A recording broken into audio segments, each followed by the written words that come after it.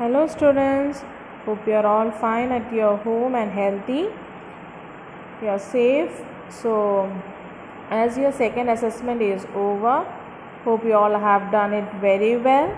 Now let's start with our fifth chapter of PC Run's grammar book, which is pronoun. What actually a pronoun is. As you all know that we use the word instead of noun. That word is called a pronoun. In the place of a noun are called pronouns, or we can say a pronoun is a word that is used instead of a noun. For example, we can say Rohan is a good boy. Rohan goes to market daily. Rohan likes to play cricket. Now, instead of repeating Rohan and Rohan again, what can I do? I can use a pronoun that is he instead of Rohan. Rohan is a good boy. He goes to market daily. He likes to play cricket. Clear? See one more example. Rahul is a good boy. He respects everyone. Here in this sentence, he is pronoun that is taking place of noun Rahul, which we can say antecedent. Okay. So these are the types of pronouns. First, personal pronouns. Second, possessive pronouns. Third, reflexive pronouns. Fourth, emphatic pronouns. Fifth, relative pronouns. Sixth, interrogative pronouns. Seventh, demonstrative pronouns. Eighth, indefinite pronouns. And ninth, distributive pronouns. In my lecture number 1, we discussed all of them. Let's revise them once again. So, the first type was personal pronouns. What are personal pronouns? Personal pronouns are the pronouns which refers or which are used for persons. Okay, pronouns that take place of persons are called personal pronouns, in which I told you that there are some rules which you have to keep in mind. Okay, for example, we can say we are young. In this, we is personal pronoun. Okay. Second one is possessive pronouns. Pronouns that shows possession or ownership are called possessive pronouns. For example, that book is hers. In the sentence, hers is possessive pronoun. Now, the third type of pronoun is demonstrative pronouns. Pronouns that are used to point out the object or objects are called demonstrative pronouns. Means pronouns which are used to point out a particular thing or object is a demonstrative pronoun.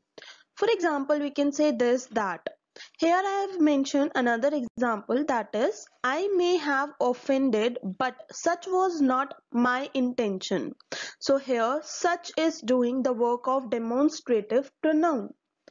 Now next, fourth type is interrogative pronouns. Pronouns that are used to ask questions are called interrogative pronouns.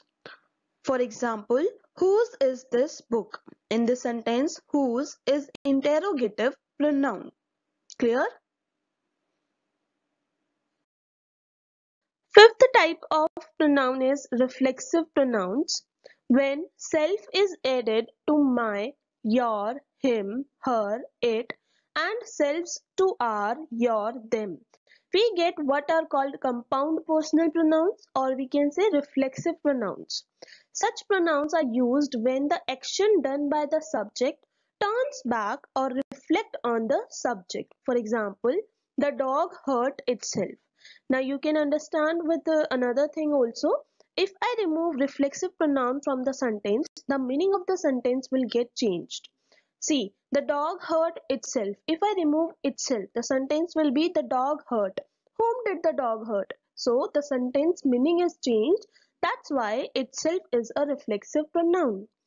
Now, sixth one is emphasizing pronouns. Pronouns that are used to add emphasis are called emphasizing pronouns. Now, just like reflexive pronouns, emphasizing pronouns are also formed by adding self and selves to personal pronouns. But these are used to add emphasis. See with the help of example, I will do it myself. So here myself is emphasizing pronoun which is just used for the sake of emphasizing. Okay, if I remove myself, the sentence meaning will be same. I will do it. So who will do it? I. So sentence meaning is same. That's why it is a emphasizing pronoun. Seventh one is distributive pronouns. Pronouns like each, either, neither that consider members of a group separately rather than collectively are called distributive pronouns. For example, neither of accusations is true. So I am not talking about all the accusations. I am talking about each and every accusation. So that's why neither is a distributive pronoun. Eighth one is indefinite pronouns. Pronouns that refer to people or things in a general way but do not refer to any person or thing in particular are called indefinite pronouns. For example, one hardly knows what to do. So in the sentence, one is indefinite pronoun. Clear? Now we shall read this ninth type of pronoun, that is relative pronouns, in detail. Okay. What is relative pronoun? A pronoun is called a relative pronoun when it refers or relates, that is carries us back to some noun going before. See with the help of example, I have found the pen which I lost. Here the word which is used instead of the noun pen. It therefore does the work of a pronoun, though it also works as conjunction. Such a pronoun is known as a relative pronoun. Okay. See some more examples. I saw the teacher. He taught me in high school. Now, if I use he is also a pronoun, that is a personal pronoun.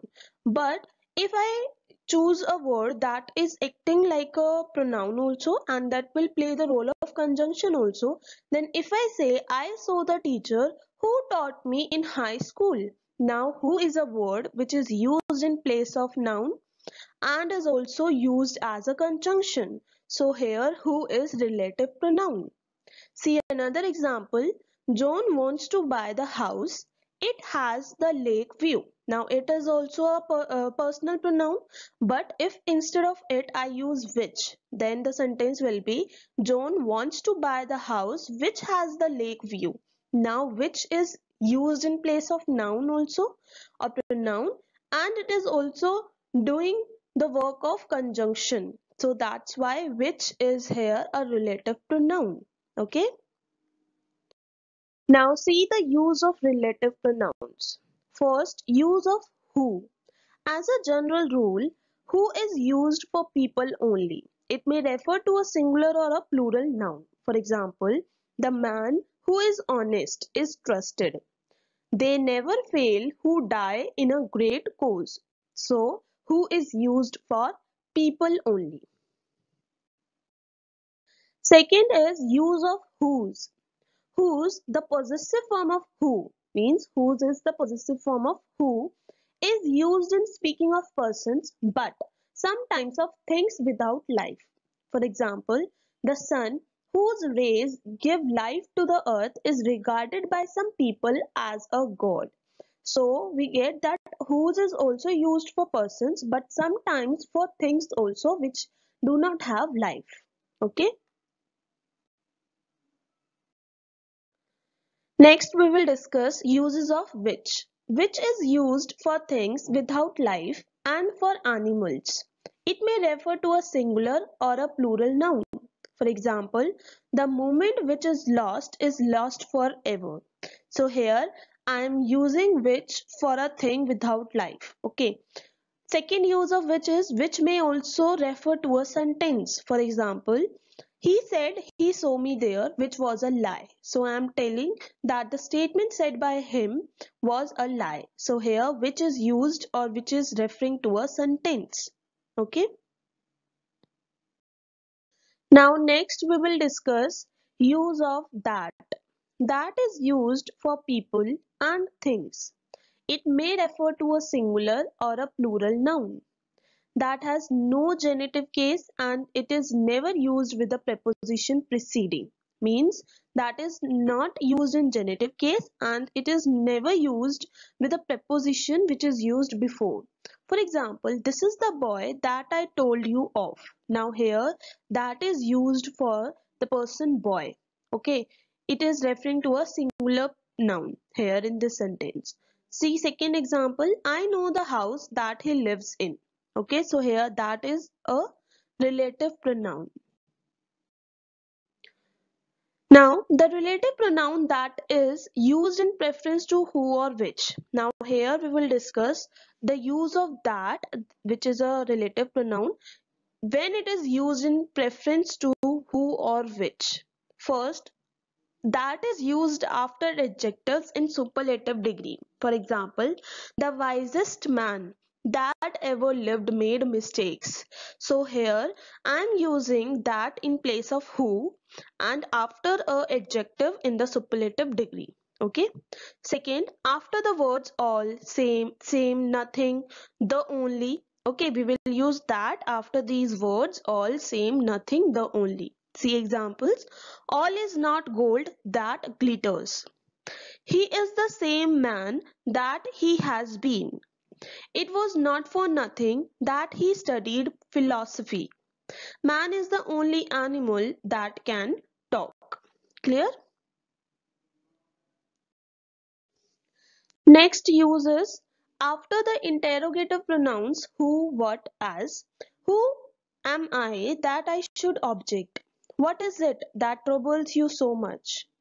Next, after two antecedents means the noun whose place is taken by pronoun is known as antecedent. Okay, after two antecedents, one denoting a person and the other denoting an animal or a thing. For example, the boy and his dog that had trespassed on the club premises were turned out. Okay. Next, we will discuss use of what.